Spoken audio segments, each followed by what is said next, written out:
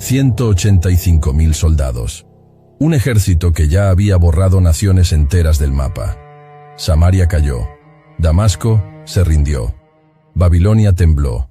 Y ahora, en las sombras de la noche, ese mismo ejército rodea Jerusalén como una serpiente gigantesca lista para dar el golpe final. Pero necesitas entender algo que cambiará completamente tu visión sobre el poder de Dios. En unas pocas horas, ese ejército invencible despertará ante un silencio que cortará el corazón como una espada. 185.000 guerreros que durmieron confiados y nunca más despertaron. ¿Qué fue lo que realmente sucedió aquella noche? ¿Quién fue el mensajero que ejecutó la sentencia más devastadora de la historia? ¿Y por qué un rey desesperado que rasgó sus propias vestiduras se convirtió en la llave para la mayor demostración de poder sobrenatural jamás registrada? Estás a punto de descubrir cómo una sola oración desesperada movió el cielo de tal manera que un imperio entero despertó, en silencio absoluto. Esta es la noche en que Dios probó que no necesita ejércitos terrenales para librar sus guerras. Las puertas de bronce están cerradas, los guardias se relevan en lo alto, pero todos saben que afuera está el ejército más temido del mundo antiguo. Sennacherib, rey de Asiria, ya había conquistado Laquis, derrotado ciudades fortificadas y aplastado a reyes que osaron oponerse. Ahora, el cerco se cierra sobre la capital de Judá. Según el libro de Segundo Reyes, capítulo 18, Ezequías ya había visto a Asiria arrancar pedazos de su reino, y aún así, permaneció.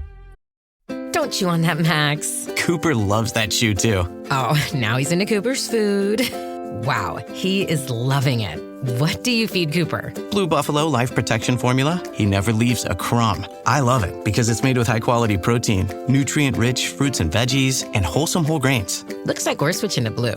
Blue Buffalo foods are made with the superior ingredients your dog needs to thrive. Can your dog food say that? Visit feedbluefood.com to learn more. Jif peanut butter. It's that jiffing good, it doesn't really need advertising.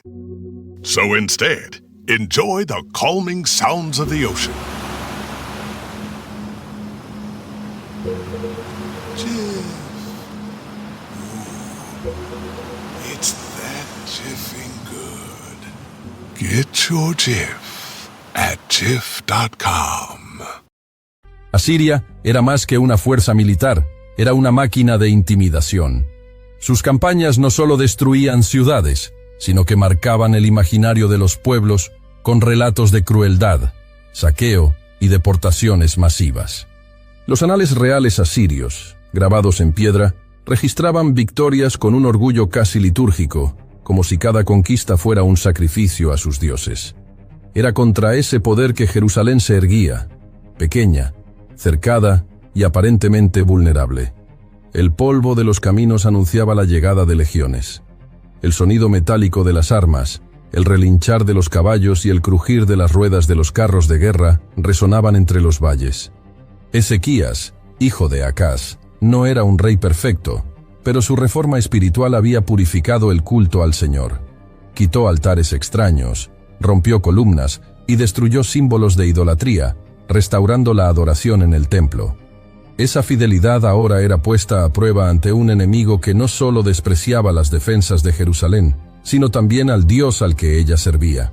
El profeta Isaías ya había advertido que las alianzas humanas con Egipto no traerían salvación. Ahora, todas las opciones políticas y militares parecían agotadas. Las puertas cerradas aislaban al pueblo dentro de una ciudad en silencio tenso. En las calles, las madres apuraban a los niños hacia el interior de las casas. Los comerciantes cerraban sus puestos y los sacerdotes murmuraban oraciones. El aire olía a humo de hogueras y a miedo contenido. Cada sonido proveniente del otro lado de las murallas parecía un presagio de lo que vendría. De acuerdo con Segundo Reyes, capítulo 18, versículo 13, Sennacherib subió contra todas las ciudades fortificadas de Judá y las tomó. Jerusalén era la última fortaleza en pie. El escenario no era solo militar, era espiritual. Cada asedio en la historia de Israel era también una prueba de fe, un escenario donde la alianza con el Señor sería confirmada o negada. Sennacherib no veía murallas, veía una oportunidad de humillar a un pueblo más y añadir un nombre más a la lista de aquellos que se postraron ante su corona. Pero para el pueblo de Dios, Jerusalén no era solo una ciudad, era el lugar escogido, el centro de la adoración, la morada del nombre. Y esa convicción convertía el asedio en algo más que una guerra, lo transformaba en una afrenta directa al mismo Señor. Desde lo alto de las torres, centinelas observaban las filas enemigas extendiéndose como una alfombra viva por los campos, hasta donde alcanzaba la vista. Banderas asirias ondeaban al viento, ostentando símbolos que anunciaban dominio y terror. No era solo la cantidad de soldados, sino la confianza casi insolente que portaban. Parecían seguros de que el desenlace ya estaba escrito, de que en pocos días atravesarían esas puertas. Dentro de la ciudad, los pasillos del palacio eran recorridos por mensajeros que traían información fragmentada y urgente. Algunos relatos hablaban de ciudades vecinas devastadas, de líderes muertos o llevados cautivos. La presión psicológica se sumaba a la escasez de recursos. Era solo cuestión de tiempo antes de que el hambre, el miedo y la desmoralización desgastaran las defensas internas tanto como las amenazas externas. Pero había algo que Sennacherib no podía medir con sus escribas, ni intimidar con sus generales. Ezequías sabía que la historia de Israel estaba llena de momentos en los que lo imposible se convirtió en realidad por la mano del Señor.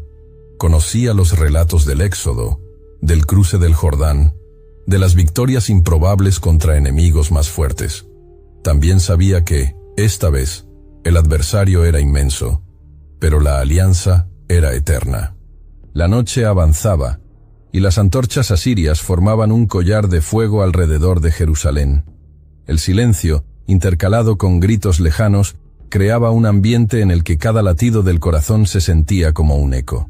En algún punto, más allá de las murallas, la voz de un hombre comenzaba a alzarse, cargando no solo amenazas militares, sino una declaración contra la propia fe del pueblo. El sonido que rompió el silencio de la noche no fue de trompetas, sino de pasos firmes acercándose a la puerta principal. Afuera, una comitiva se destacaba contra la masa de soldados. Al frente venía Rabsaces, oficial de alto rango del ejército asirio, enviado directamente por Sennacherib. No traía armas en las manos, pero sus palabras serían afiladas como espadas. Según el libro de Segundo Reyes, capítulo 18, versículo 17, se posicionó cerca del acueducto del estanque superior, frente al camino del campo del lavandero, exactamente donde sus palabras resonarían más lejos. Los líderes de Jerusalén, enviados por Ezequías, salieron a su encuentro. Eliakim, hijo de Hilcías, administrador del palacio, Sebna, el escriba, y Joa, el cronista, se colocaron al frente. Era una audiencia formal, pero todos sabían que lo que vendría no sería una simple negociación.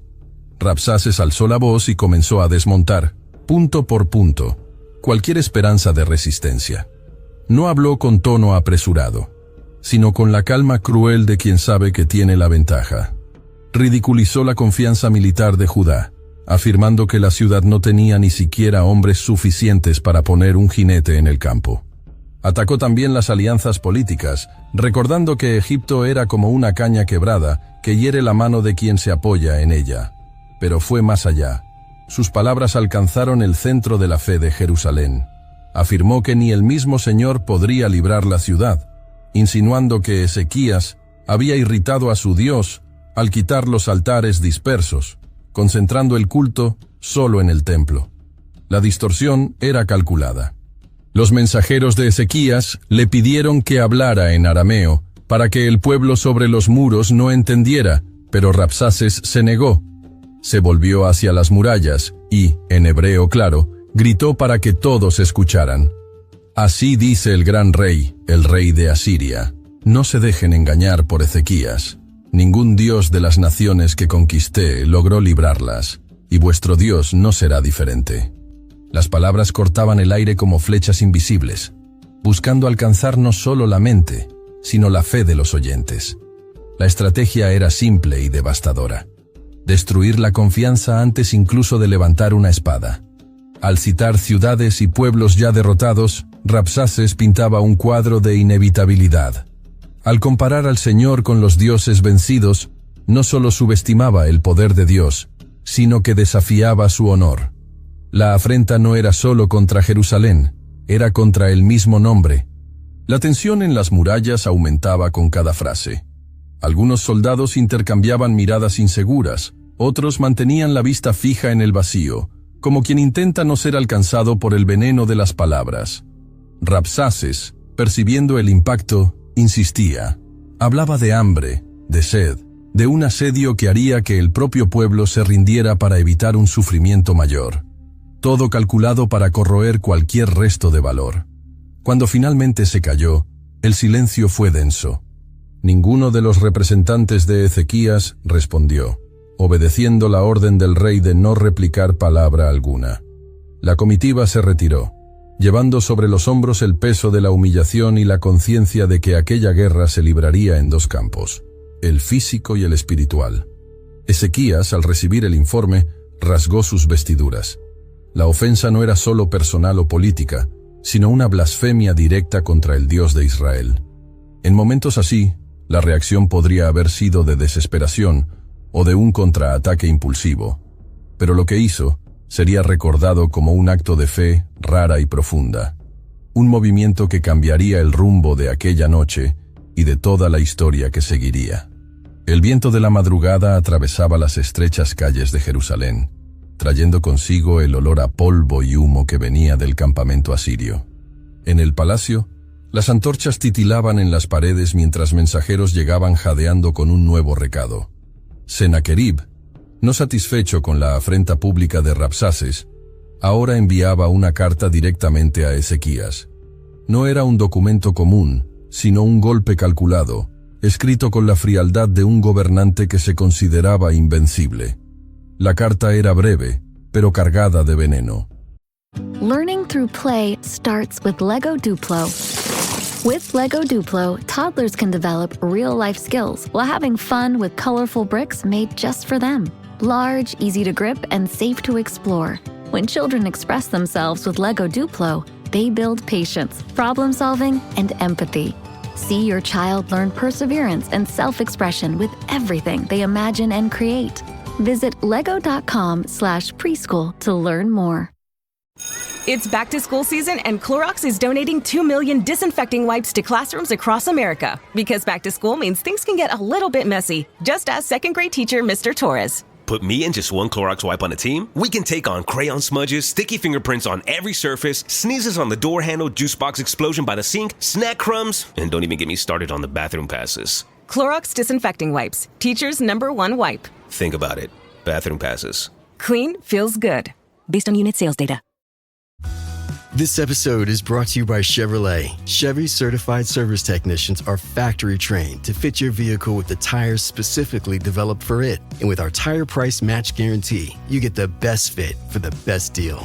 Let us do the work. Available on select eligible tire brands at participating dealers only. Offer ends 12/31/2025. Terms apply. See dealer for complete details. Visit Chevrolet.com/service to learn more. Repetía la misma lógica que ya había resonado en las murallas. Ningún dios de las naciones conquistadas por Asiria había sido capaz de librar a su pueblo. Las palabras se burlaban de la fe de Israel, igualando al Señor con los ídolos de madera y piedra que habían sido quemados en las plazas de las ciudades vencidas. El texto, registrado en 2 Reyes capítulo 19 versículos 10 al 13, llevaba el peso de la arrogancia humana en su máximo esplendor. Era como si Sennacherib hubiera escrito no para convencer, sino para provocar. Ezequías recibió la carta con las manos firmes, pero la mirada cargada. La luz de las lámparas se reflejaba en el pergamino mientras sus ojos recorrían cada línea. No había nada de diplomático allí, solo desafío y desprecio. Aquello no era solo una amenaza militar, era un ataque directo al carácter de Dios. El silencio en la sala real era denso, interrumpido solo por el sonido de las sandalias sobre el piso de piedra, cuando el rey comenzó a caminar lentamente, carta aún en las manos. Sin convocar un consejo de guerra, sin discutir estrategias militares, Ezequías tomó una decisión inusual. Salió del palacio, acompañado de pocos siervos, y se dirigió a la casa del Señor. El camino estaba oscuro, iluminado solo por antorchas espaciadas. Los guardias se apartaban respetuosamente al ver pasar al rey, reconociendo el peso de aquel momento. Al entrar en el templo, el sonido del mundo exterior parecía disolverse. Allí dentro, la penumbra era rota solo por el brillo suave de las lámparas frente al altar.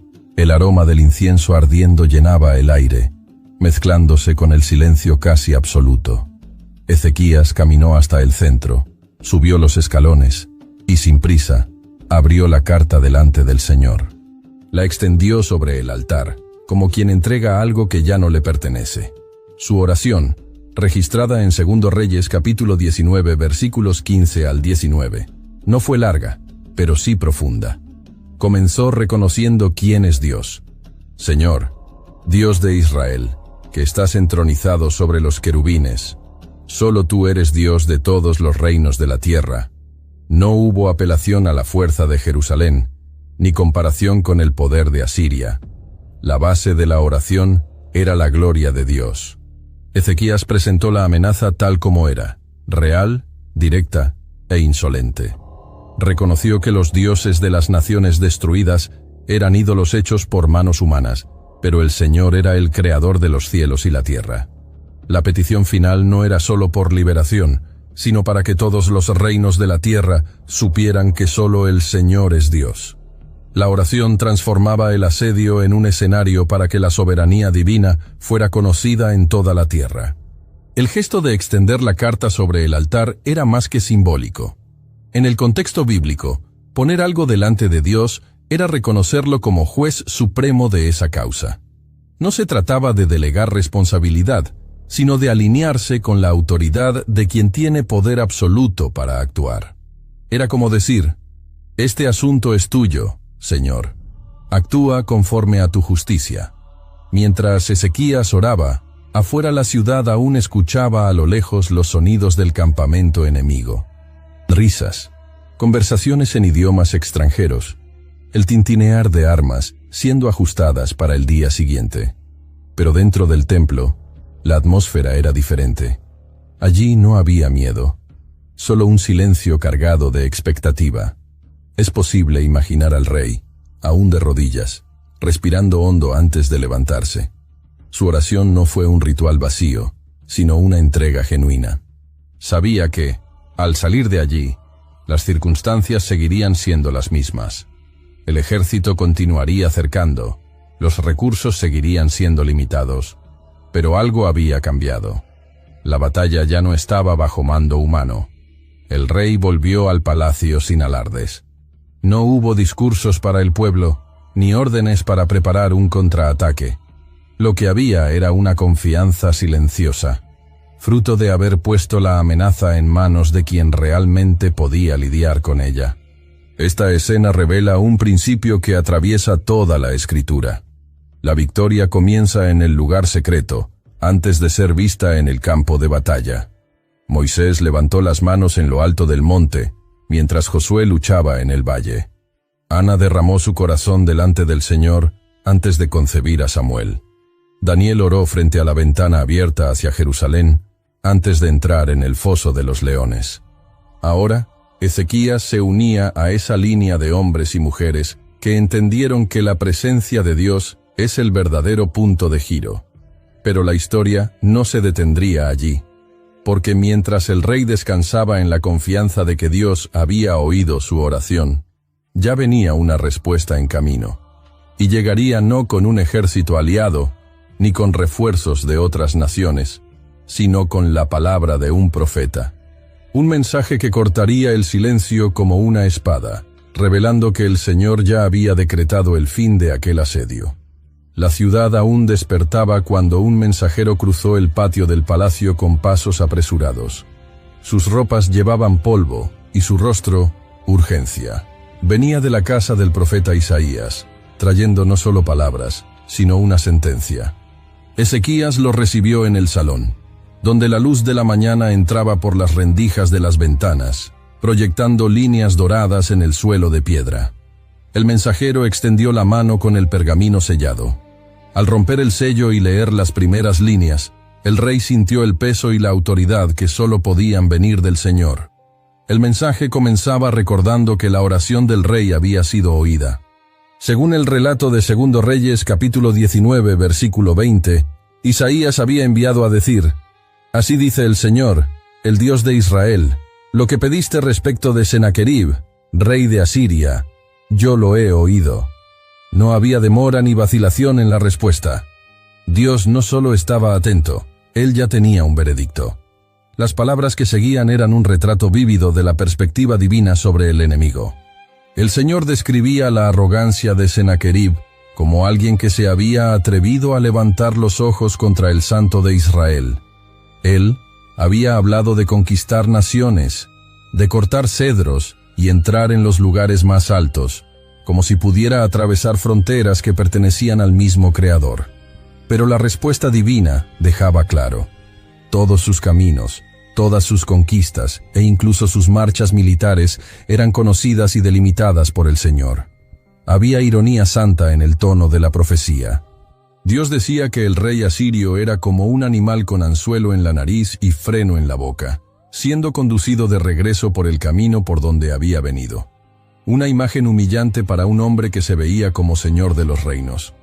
Era la inversión completa de la narrativa. El conquistador no era más que un instrumento, usado y contenido por la mano soberana.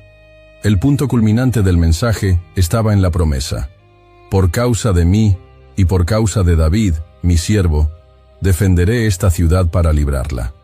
No era por la fuerza militar de Jerusalén, ni por el mérito de sus habitantes, sino por la fidelidad de Dios a su propio nombre y a la alianza hecha con David. Esto era teología en su forma más pura, la salvación basada en el carácter inmutable de Dios y no en la capacidad humana. Isaías también declaraba que Sennacherib no entraría en la ciudad, no lanzaría flecha, no levantaría escudo, ni construiría rampas contra ella. El enemigo que estaba a las puertas no pasaría más allá de lo que Dios había determinado. Esa era una afirmación audaz, casi imposible de creer a primera vista. ¿Cómo imaginar que un ejército acampado, con armas listas, simplemente se retiraría sin combatir? Pero era precisamente en ese contraste entre lo visible y lo prometido donde la fe debía afirmarse. La voz de Isaías, aunque transmitida por mensajero, llevaba la solidez de un decreto divino. Ezequías sabía que no era solo un ánimo, era la verdad que moldearía el día siguiente. Cada palabra funcionaba como un escudo invisible alrededor de la ciudad. El rey, que horas antes había extendido la carta de afrenta en el altar, ahora sostenía una carta de victoria anticipada. Sin embargo, el misterio permanecía. ¿De qué manera cumpliría Dios esta promesa?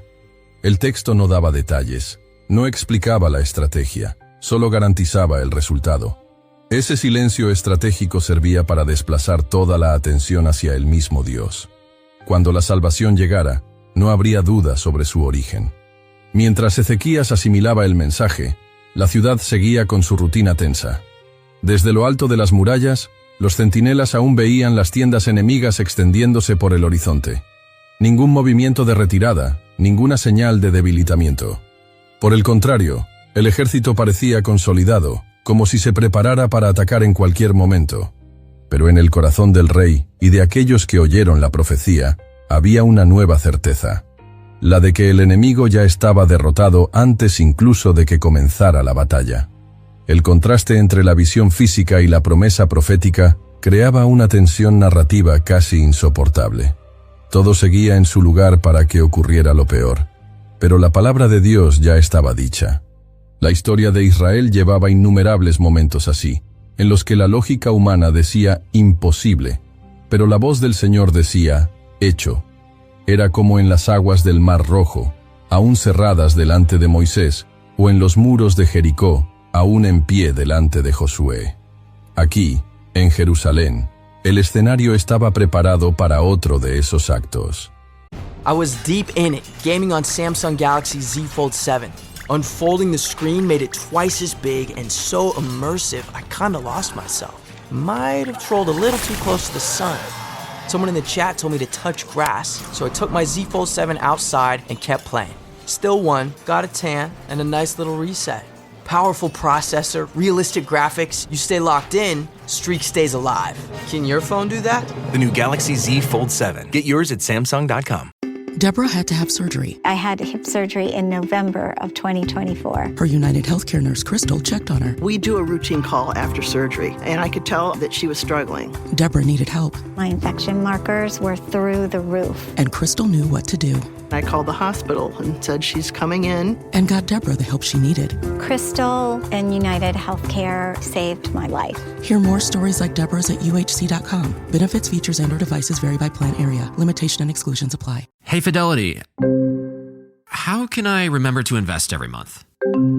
With the Fidelity app, you can choose a schedule and set up recurring investments in stocks and ETFs. Oh, that sounds easier than I thought. You got this. Yeah, I do. Now, where did I put my keys? You will find them where you left them. Investing involves risk, including risk of loss. Fidelity Brokerage Services, LLC, member NYSE, SIPC. El mensajero regresó a Isaías, y Ezequías permaneció un tiempo en silencio. No había prisa en actuar, porque la acción ya no dependía de él. Pero había algo implícito en la respuesta de Dios. La promesa no era una invitación a la pasividad, sino a la confianza activa. El rey aún tendría que sostener al pueblo, mantener las defensas, resistir el miedo. Era el tipo de espera que exige más valor que la propia guerra. Afuera, en el campamento asirio, los generales discutían el próximo movimiento. Las antorchas eran encendidas de nuevo, las armas revisadas, los planes ajustados. Ninguno de ellos imaginaba que, en ese mismo escenario, un mensajero invisible ya caminaba para cumplir la sentencia divina. El decreto había sido pronunciado, y la ejecución sería rápida, silenciosa y definitiva. Y mientras el sol comenzaba a descender en el horizonte, tiñendo de rojo el cielo sobre Jerusalén, la ciudad se preparaba para otra noche de asedio. Nadie sabía que esa no sería simplemente otra noche. Algo se movía más allá de las murallas, algo que no podía ser medido por espías ni previsto por estrategas. Un visitante llegaría al campamento, y no vendría para negociar. Antes de que continuemos, si este contenido ha bendecido tu vida, dale me gusta, comenta y comparte. Suscríbete al canal, y si quieres bendecir el canal, haz clic en el botón Super Gracias, y deja una ofrenda de cualquier valor, o hazte miembro.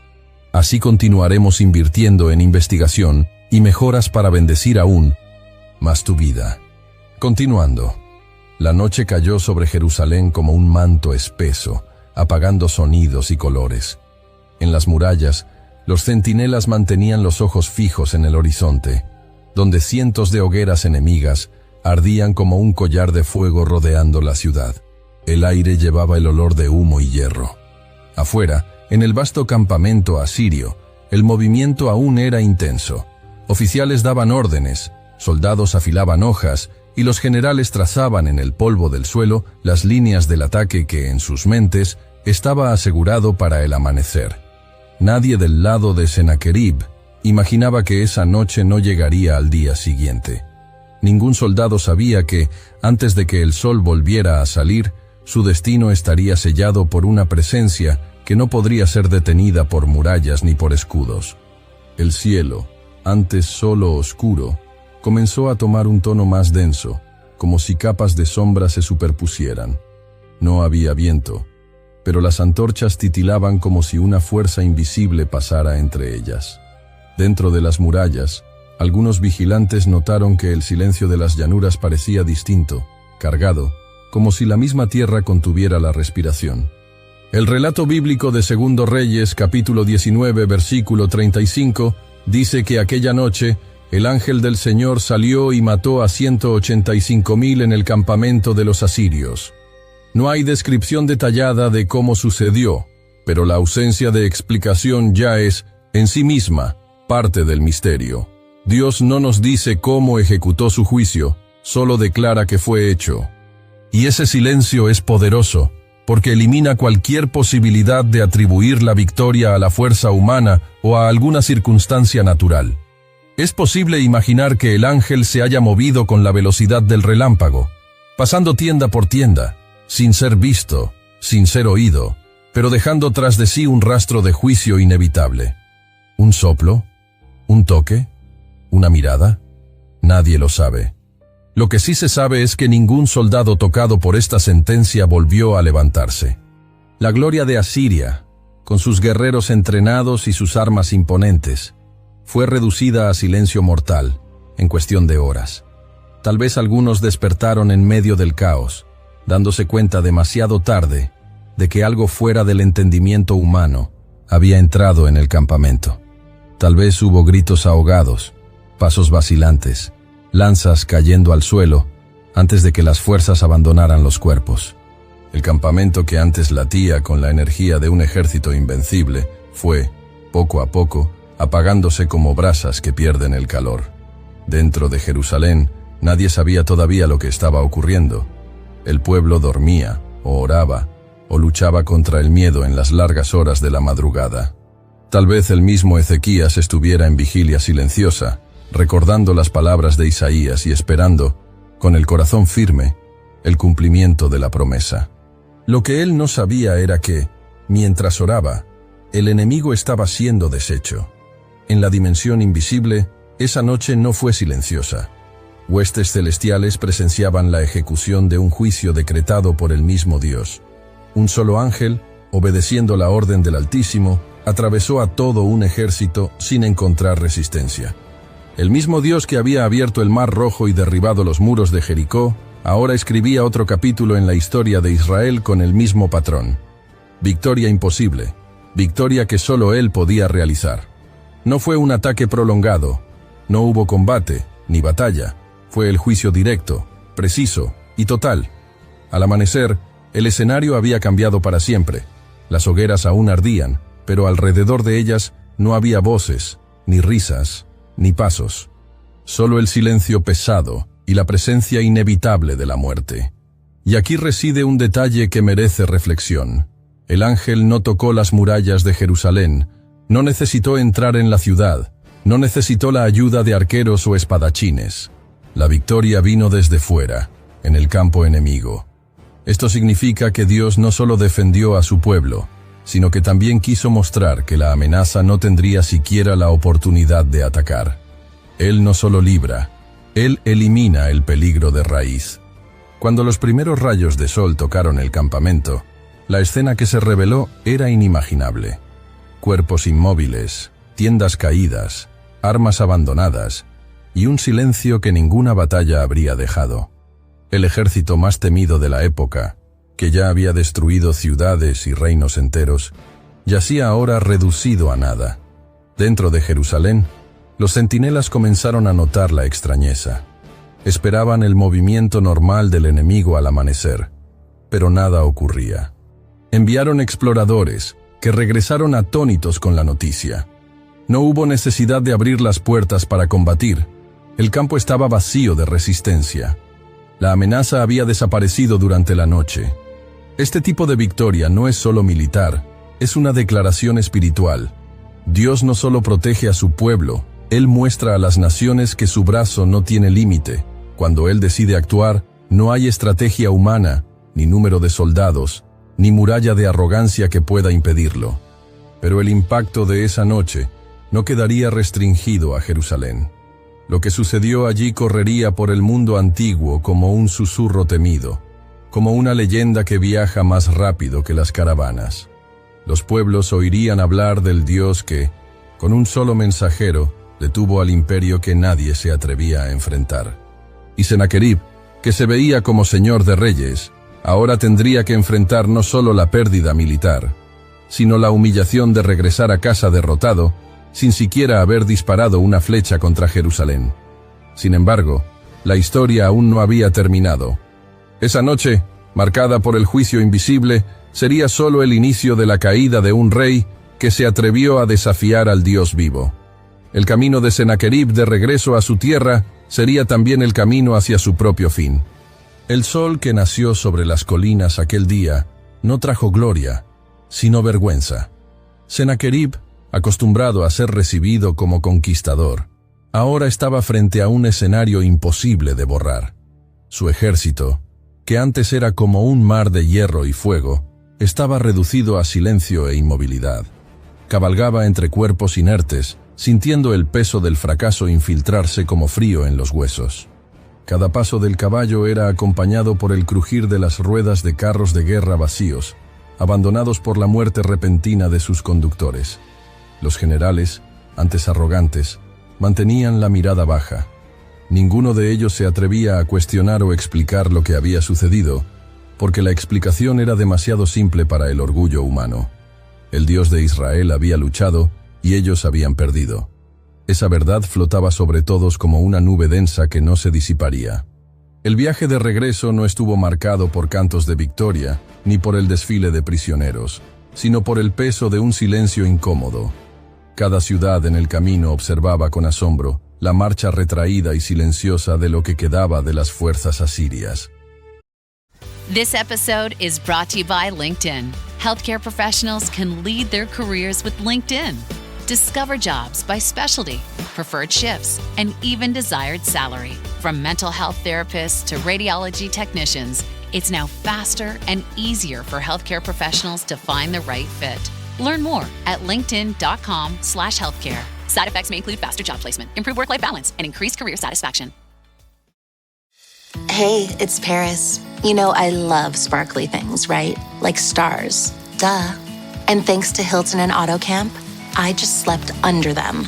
Picture me, serving looks by the fire outside my luxurious Airstream, making s'mores with the kids, while a national park is our backdrop. The great outdoors meets Hilton hospitality. That's hot. Explore all the new ways to stay at Hilton.com. Hilton for the stay. When your investors, customers, and workers demand more from your business, make it happen with SAP. The AI-powered capabilities of SAP can help you streamline costs, connect with new suppliers, and manage payroll, even when your business is being pulled in different directions. To deliver a quality product at a fair price while paying your people what they're worth too, so your business can stay unfazed. Learn more at sap.com/uncertainty. Los rumores ya corrían más rápido que los mensajeros. Historias de un solo ángel que había atravesado el campamento como viento cortante, cegando a 185,000 hombres en una sola noche. Sennacherib, orgulloso y calculador, intentaba sofocar esas historias, pero no podía impedir que la verdad resonara. En el corazón del rey, sin embargo, el impacto era mayor de lo que admitía. Había desafiado públicamente al Dios de Israel, y ahora el resultado estaba ante él. Aún así, en lugar de quebrar su orgullo en arrepentimiento, lo reforzaba con capas de ira y negación. Al llegar a Nínive, su ciudad fortificada y símbolo de poder, Sennacherib intentó restaurar la imagen de invencibilidad. Entró por las puertas con lo que quedaba de su guardia personal, intentando ocultar las pérdidas con un cortejo ordenado. Pero los ojos atentos percibían las lagunas en la formación, las ausencias de rostros conocidos y el peso de un rey que cargaba en los hombros más que derrotas militares. El libro de Segundo Reyes, capítulo 19, versículo 36, lo registra de forma sucinta. Entonces, Sennacherib, rey de Asiria, levantó campamento y partió, volvió a Nínive y allí se quedó. Esa simplicidad bíblica, sin embargo, carga un peso inmenso. Era el registro seco de que toda su campaña, su afrenta y su confianza en la fuerza humana habían sido aplastadas por la intervención divina. Los días siguientes fueron de inquietud. Dentro de los muros de Nínive, los rumores continuaban creciendo. Los enemigos políticos de Sennacherib veían en la derrota una fisura en su reinado. Los sacerdotes de los dioses asirios murmuraban entre sí, cuestionando cómo un rey tan poderoso podía haber regresado humillado de Jerusalén. Pero el fin del rey no vendría de manos de ejércitos extranjeros, sino de mucho más cerca. El texto bíblico continúa en el versículo 37, diciendo que, mientras adoraba en el templo de Nisroch, su dios, Sennacherib fue asesinado a espada por sus propios hijos, Adramelech y Sarecer, quienes luego huyeron a la tierra de Ararat. No fue una emboscada en el campo de batalla. No fue un asedio a las murallas de Nínive. Fue dentro del espacio sagrado que él consideraba seguro, ante el altar de un Dios que no pudo salvarlo ni de la muerte ni de la humillación. Este detalle cierra un ciclo que comenzó cuando él afrontó al Señor en Jerusalén.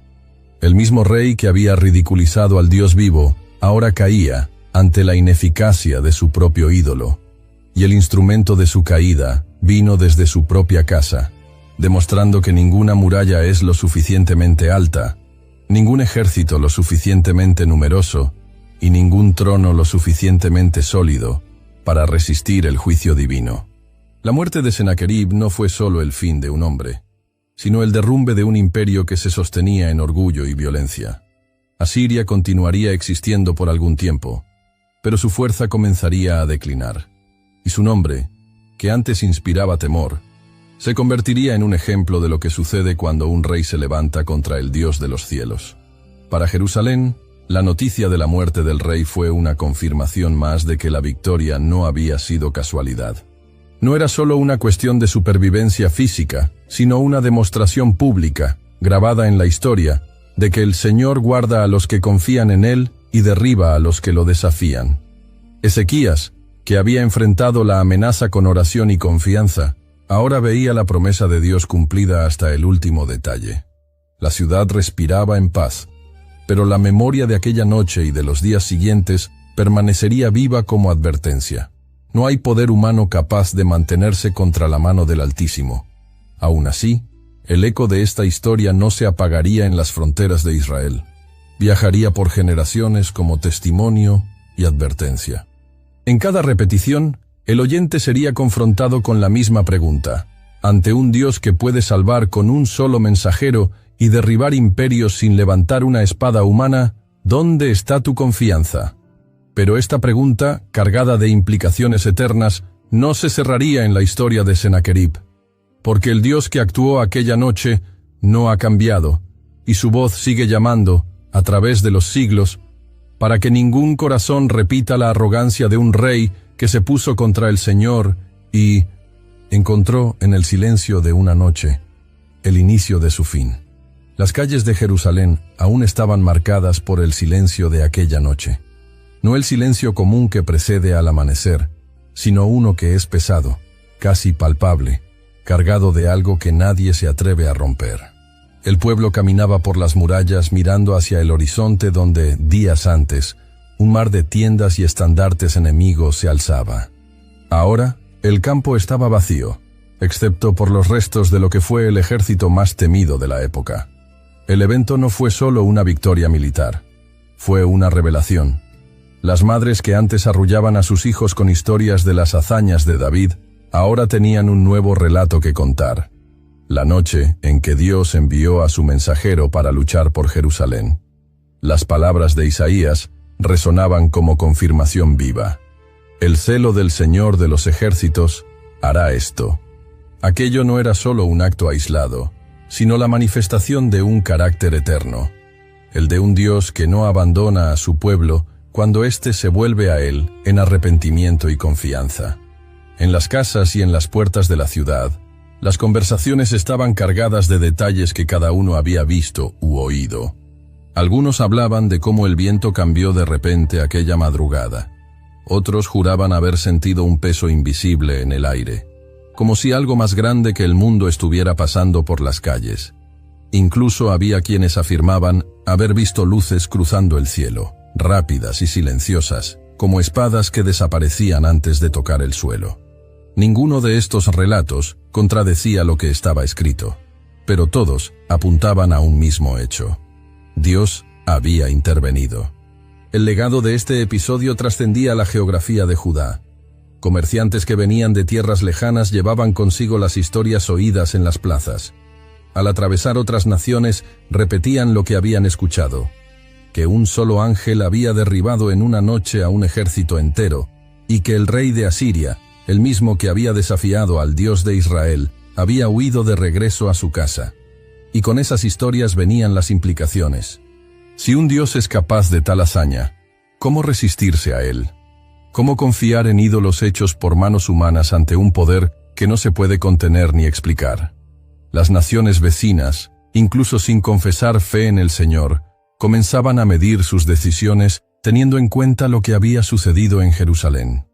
El nombre del Señor empezaba a mencionarse no solo en las sinagogas o en el templo, sino también en los salones de palacios extranjeros.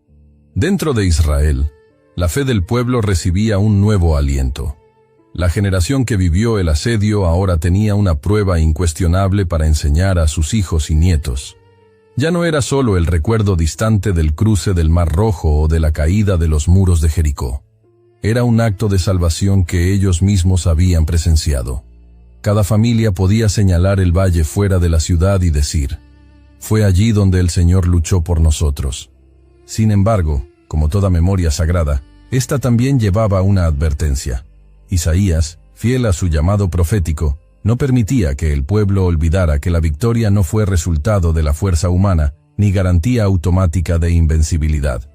Él recordaba que la misma mano que protege es la que corrige.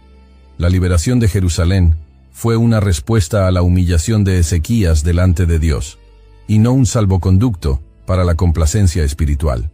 Los sacerdotes, al retomar las actividades en el templo, incluían oraciones y cánticos que exaltaban el poder del Señor sobre las naciones. Algunos de los salmos compuestos en ese período contenían expresiones que hablaban de liberación sin espada, victoria sin batalla humana y justicia ejecutada por el brazo del mismo Dios. La música se convertía en más que adoración. Era registro histórico y profético. Aún así, en lo íntimo de algunos, permanecía el misterio. ¿Qué fue exactamente lo que sucedió aquella noche? ¿Cómo fue el movimiento de ese mensajero celestial? ¿Hubo un sonido, un destello, un susurro? ¿O todo ocurrió en el más absoluto silencio, de modo que la muerte llegó como una sombra que nadie vio? Estas preguntas nunca serían respondidas plenamente, y quizá era mejor así. El misterio mantenía viva la reverencia y el temor ante un Dios que actúa como quiere, cuando quiere, y por el medio que desea. La noche en que el cielo peleó, también estableció una línea invisible entre lo que el hombre puede hacer y lo que pertenece exclusivamente al dominio de Dios. Ningún ejército, por grande que sea, puede resistir un solo acto de su voluntad. Ningún rey, por más poderoso que sea, puede mantenerse en pie cuando el Señor decide que ha llegado el momento de su caída. Y sin embargo, esa misma mano que derriba imperios es la que sostiene a los que confían en él. Esa era la lección más profunda que Ezequías llevaría hasta el final de sus días. Mint is still $15 a month for premium wireless. And if you haven't made the switch yet, here are 15 reasons why you should. 1, it's $15 a month. 2, seriously, it's $15 a month. 3, no big contracts. 4, I use it. 5, my mom uses it. Are you playing me off? That's what's happening, right? Okay, give it a try at mintmobile.com/switch. Upfront payment of $45 for 3-month plan. $15 per month equivalent required. New customer offer first 3 months only. Then full price plan options available. Taxes and fees extra. See mintmobile.com. This episode is sponsored by Friskies, who would like to tell your cats hi. Now, if that didn't get your cat's attention, there is one thing that always does the trick. Just pour some Friskies crunchy food in the bowl and you'll hear those paws come running. Works every time. With so many Friskies choices, you can always bring your cats running from their secret napping spots. There's always more to explore. See for yourself at friskies.com or visit your local store. Are your business expenses playing hide and seek? With Uber for Business, the small spends that slip through the cracks, like rides and meals, go right where you need them. Because it integrates with leading expense platforms, you can say goodbye to surprise costs, missing dollars, or chasing receipts. Everything's track-downable. Uber for Business. Make small steps that make a big impact. Learn more at uber.com/small steps. El trono que él ocupaba, las murallas que protegían la ciudad, el ejército que defendía el reino, todo eso era secundario frente a la presencia del Dios que habita entre los querubines. Pero, mientras Jerusalén celebraba y reflexionaba, el eco de esa liberación aún se propagaba más allá de las colinas de la ciudad. Había un llamado implícito en esta historia, Una invitación no solo a recordar, sino a reconocer que el mismo Dios que actuó aquella noche sigue actuando. Y para aquellos que escucharan y entendieran, la próxima batalla, ya sea en los campos de guerra o en el corazón humano, ya estaba siendo preparada. La historia del ángel que aniquiló a 185,000 soldados en una sola noche no es solo un registro de victoria militar, sino un retrato vivo del carácter de Dios. Santo, justo, poderoso y al mismo tiempo, compasivo con aquellos que lo buscan con un corazón quebrantado. En Jerusalén, aquella noche quedó grabada como el día en que el Señor de los ejércitos descendió para luchar por su pueblo. Hoy miramos este evento a la luz de la cruz y entendemos que cada acto de liberación en el Antiguo Testamento apuntaba al mayor rescate que la humanidad recibiría: Jesucristo. Así como Jerusalén estaba cercada, condenada a la destrucción, nosotros también, sin Cristo, estábamos rodeados por el pecado, sin fuerza para salvarnos. Y así como Dios envió a su mensajero aquella noche para derrotar a un enemigo que nadie podía vencer, el Padre envió a su Hijo para derrotar al mayor de todos los enemigos, la muerte y el infierno, con un solo acto, su entrega en la cruz. Aquella noche en Jerusalén, un ángel trajo muerte a los enemigos y vida al pueblo de Dios. En el Calvario, Cristo recibió sobre sí la muerte que era nuestra, para que tuviéramos vida eterna. Él es el cumplimiento supremo de todas las batallas ganadas por el Señor, el Cordero que venció, y que un día volverá no solo para librar una ciudad, sino para establecer para siempre su reino. Hoy, ante esta verdad, la pregunta es: ¿de qué lado de la historia vas a estar? ¿Entre los que se humillan ante Dios como hizo Ezequías, encontrando liberación y vida? ¿O entre aquellos que resisten, como el rey de Asiria, confiando en su propia fuerza hasta el último suspiro? Si reconoces que así, como Jerusalén, necesitas urgentemente el auxilio divino, debes saber que Cristo es la puerta abierta a la salvación. Él no solo lucha por ti, Él ya venció por ti. Basta con que te rindas a Él. Hoy, si deseas reconciliarte con nuestro Salvador Jesucristo, por haberte alejado de los caminos, o quieres iniciar un nuevo camino hacia la salvación eterna, comenta aquí abajo: te acepto, Señor Jesús, como mi único y suficiente Señor y Salvador de mi vida. Y si ya has entregado tu vida a Él, comenta amén, para que este mensaje alcance a más personas y para que otros conozcan el poder y el amor de este Dios que aún hoy interviene de manera sobrenatural. Comparte este mensaje con alguien que necesite recordar que el Señor de los ejércitos no ha perdido su fuerza y que Cristo sigue siendo el mismo ayer, hoy y por los siglos. Porque así como aquella noche el cielo peleó por Jerusalén, hoy y para siempre, Cristo pelea por todos los que lo aman y esperan su regreso. Hasta la próxima.